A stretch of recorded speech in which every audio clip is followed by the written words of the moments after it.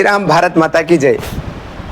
మొన్న జిహెచ్ఎంసి మాజీ కార్పొరేటర్ జగదీష్ గౌడ్ గారు మాట్లాడుతూ భారతీయ జనతా పార్టీ నాయకుల పట్ల అసభ్యకరమైన పదజాలాన్ని మాట్లాడడం వల్ల ఈరోజు ప్రెస్ మీట్ పెట్టడం జరిగింది. ఉడత నవీన్ గారి యొక్క అధ్యక్షతన. ఈరోజు ఒక భారతీయ జనతా పార్టీ కార్యకర్తగా నేను ఈరోజు ఎందుకు స్పందిస్తున్నా అంటే, శవాల మీద పేలాలు ఏరుకునే మీరు, అర్థమవుతుందా?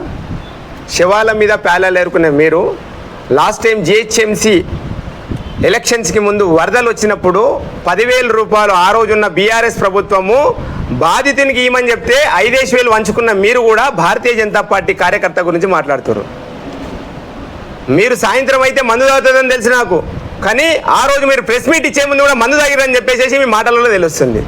ఇదేనా సంస్కారం? ఇదేనా సభ్యత? ఇక్కడున్న మల్కాజ్గిరి ఎమ్మెల్యే మర్రి రాజశేఖర రెడ్డి గారు మీ కార్యకర్తలను ఇదే విధంగానా మీరు, ఈ విధంగానా మీరు, ఏ విధంగా మీరు నేర్పిస్తున్నారు? సిగ్గుపడాలి. ఈరోజు పార్టీలకు అతీతంగా కదా మీ మీద దాడి జరుగుతున్నప్పుడు ఇక్కడ ఉన్న ప్రజలందరూ సంఘీభావం వ్యక్తం చేశారు. మీకు నిన్నగాక మొన్న కూడా జరిగిన దాడిలో కూడా పార్టీలను పక్కన పెట్టినాము, మల్కాజ్గిరి స్థానికుడి పైన దాడి జరిగిందని చెప్పేసి మర్చిపోయినావా? భారతీయ జనతా పార్టీ నాయకులు దొంగలా? దేనికి దొంగలు? పండగలు చేస్తే మల్కాజ్గిరిలో మీ తప్ప ఎవరు చేయడా? అంటే మీ సొంత ఖర్చులు పెట్టుకొని మీ ఫ్లెక్సీలు వేసుకుంటే ఇక మీరు పండుగలు చేసుకున్నట్టే, లేకపోతే మల్కాజ్గిరిలో పండుగలు అనేవి జరిగాయా? సనాతన ధర్మం జోలిక, సనాతన ధర్మం అడ్డు పెట్టుకొని భారతీయ జనతా పార్టీ 500 సంవత్సరాలు ఏం బీకిరాయా? మళ్ళా గతంలో ఉన్న ప్రభుత్వాలు రామ మందిర నిర్మాణం మీద భారతీయ జనతా పార్టీ, ఇదే నరేంద్ర మోడీ గారి నాయకత్వంలో వేసింది. భారతీయ జనతా పార్టీ చెప్పిందే చేస్తుంది, చేసిందే చెప్తుంది. అది భారతీయ జనతా పార్టీ కనుక అది దాని యొక్క సిద్ధాంతం, కమిట్మెంట్. సిగ్గుపడాలి. ఇన్ని రోజులు ఎప్పుడు కలిసినా అన్నాన్ని పిలుచుకునే మర్యాదను కోల్పోయినావన్నా ఈరోజు నువ్వు. ఓ కార్యకర్తగా ఆవేదనతో మాట్లాడుతున్నా. చీమ చిట్టుకుమన్నా కానీ ఏడైనా సనాతన ధర్మానికి సంబంధించిన హిందూ కుటుంబానికి ఇబ్బంది పడితే ఆహా అది రాత్రి అనగా పగలనగా పరిగెత్తుతామనా? తెలియదా మీకు? ఇదే పరిస్థితి చెప్తున్నా. గతంలో మీరు ఏవైతే మీ పైన దాడులు జరిగినాయో రాబోయే రోజులలో ఇదే విధంగా మీరు భారతీయ జనతా పార్టీ నాయకుల పట్ల ఇదే కించపరిచి మాట్లాడుతారు కదా. రేపు జరిగినప్పుడు మీ మీద ఇదే విధంగా దాడులు జరిగితే ఎవరు స్పందించడు మీ గురించి. మీ వ్యవహారశాలి అర్థమైపోయింది మీది. శరీరం పెరిగితే కాదనా ఆలోచన, బుద్ధి పెరగాలి.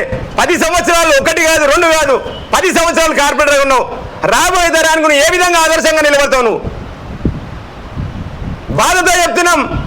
ఈరోజు ఒక భారతీయ జనతా పార్టీ కార్యకర్త ఒక బండి సంజయ్తో మీరు మాట్లాడదా? అరే తూరేనా?